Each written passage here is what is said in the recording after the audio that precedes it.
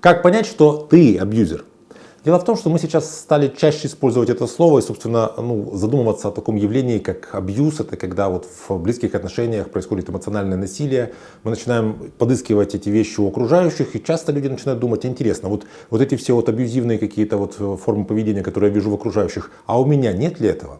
Так вот, чтобы, во-первых, излишне не загоняться, не брать себе лишнего, то есть не думать, что у тебя есть то, чего у тебя нет. С другой стороны, чтобы выявить все-таки те возможные элементы абьюзивного поведения, которые у тебя есть, я решил записать это видео. Меня зовут Евгений Масеев, я психиатр и психотерапевт, и сегодня мы с вами говорим о том, как понять, что ты абьюзер. То есть как самому у себя найти какие-то элементы абьюзивного поведения, чтобы, вести себя более экологично и не быть каким-то таким мерзким токсом, про которого потом другие люди будут говорить, что вот это же абьюзер.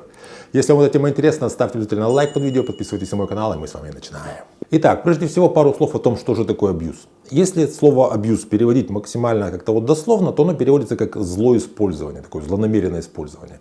А если переводить литературно, то оно переводится как обидеть. Но мы обычно в нашей разговорной речи слово обидеть более широко воспринимаем, поэтому слово абьюз мы специально используем тогда, когда речь идет о том, что есть два человека, которые находятся в каком-то контексте, в каких-то отношениях, и один человек в ходе коммуникации делает лучше себе за счет того, что другому становится хуже.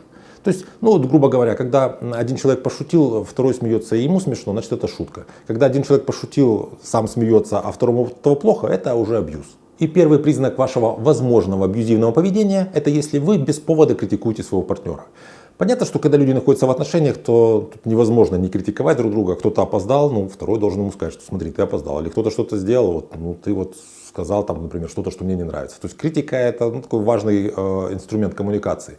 Но если вы понимаете, что вы критикуете другого человека, когда у вас плохое настроение, вот я что-то расстроилась, у меня какая-то печаль, а тут этот пришел, и я давай, ему рассказывать, какой он плохой. То есть, если вы понимаете, что вы критикуете другого человека не с целью улучшения ваших взаимоотношений, а с целью повышения вашего какого-то внутреннего настроения или, для того, чтобы ваше внутреннее состояние улучшилось, и за счет этого вы просто критикуете другого человека, ему становится хуже, то это элемент такого абьюзивного поведения. Вторым признаком вашего возможного абьюзивного поведения является контроль. Когда очень много контроля. Контроль на самом деле очень схож на первых этапах с заботой. То есть если вы заботитесь о своем партнере, спрашиваете, отделался ли он тепло, куда он пошел, как он будет возвращаться и так далее. Все это вроде как похоже на заботу, но если этого слишком много, то это контроль. А это контролирование становится абьюзивным тогда, когда вы пытаетесь, снизить уровень внутренней тревоги, которую вы, возможно, не замечаете, за счет того, что начинаете увеличивать уровень тревоги у другого человека. Вы так много контролируете, что он начинает сам париться по этому поводу, а вам в этом месте становится легче. Значит, если вы за счет другого человека снижаете уровень своей тревоги, значит, это тоже абьюзивное поведение. Третья вещь, на которую вам стоит обратить внимание, если вы себя по-разному ведете с вашим партнером наедине и на людях. Тут, понимаете, такая тонкая штука. Дело в том, что мы не можем себя вести всегда одинаково. Мы ведем себя по-разному вообще в любой коммуникации. Скажем, в магазине ты ведешь себя одним образом, у себя на работе ты ведешь себя другим образом, в семье третьим образом, где-нибудь еще, на концерте четвертым образом. Но если вы понимаете, что по отношению к вашему партнеру ваши отношения меняются, когда вы с ним наедине и когда вы с ним на людях, то обратите на это внимание. Часто бывает так, что когда ты находишься наедине с партнером, ты начинаешь, предположим, быть таким бедненьким, пожалей меня, и все плохо у меня, давай меня успокаивай. А как вы оказываетесь где-нибудь на людях, то вы начинаете его разносить, что он такой, Валера плохо делает то, Валера то, есть ты начинаешь его слишком много критиковать, чтобы таким образом получить от других людей какое-то сопереживание. То есть таким образом, получается, тоже твое поведение является абьюзивным. Четвертая вещь, на которую стоит обратить внимание, это если вы в отношениях не прощаете ошибок. Дело в том, что вообще не все можно простить, и нельзя простить человека, если он не попросил прощения. То есть говорят, что нет прощения без покаяния.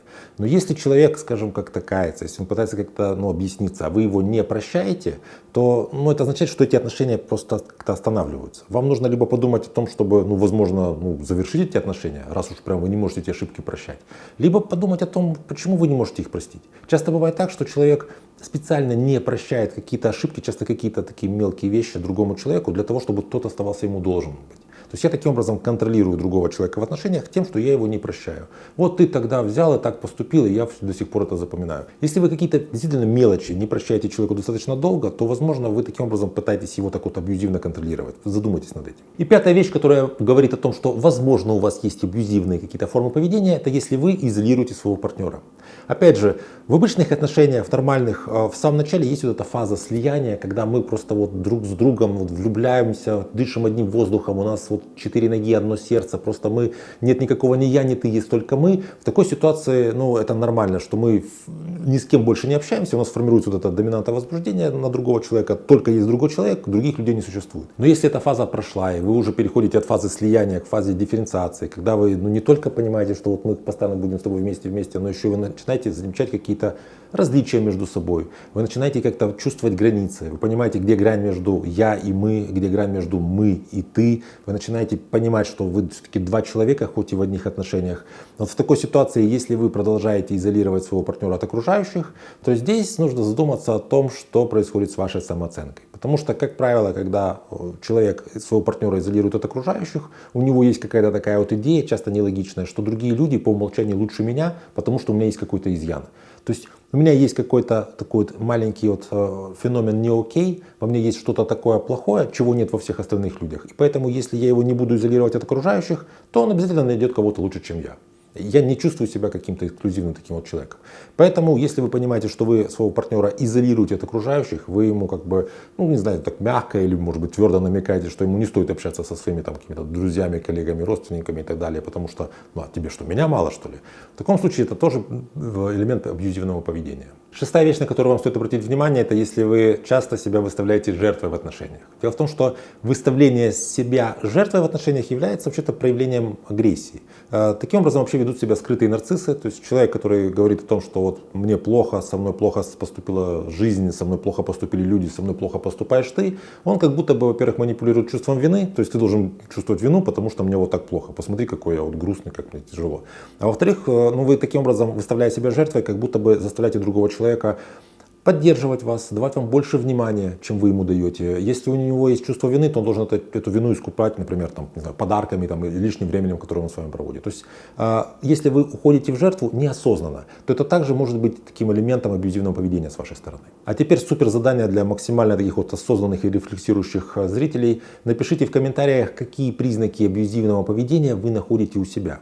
Напоминаю, что если вы замечаете у себя какие-то элементы абьюзивного поведения, это не делает вас таким, знаете, токсичным махровым абьюзером. Более того, если вы критичны к себе, то это, напротив, делает вас человеком таким достаточно рефлексирующим, критичным к себе и самоосознанным. Напишите, пожалуйста, будет очень интересно, какие же наиболее часто мы используем все с вами вот эти вот абьюзивные формы поведения. Если это видео оказалось вам интересным, ставьте обязательно лайк, подписывайтесь на мой канал, чтобы не потерять меня. Берегите себя и своих близких, и до встречи в следующих выпусках.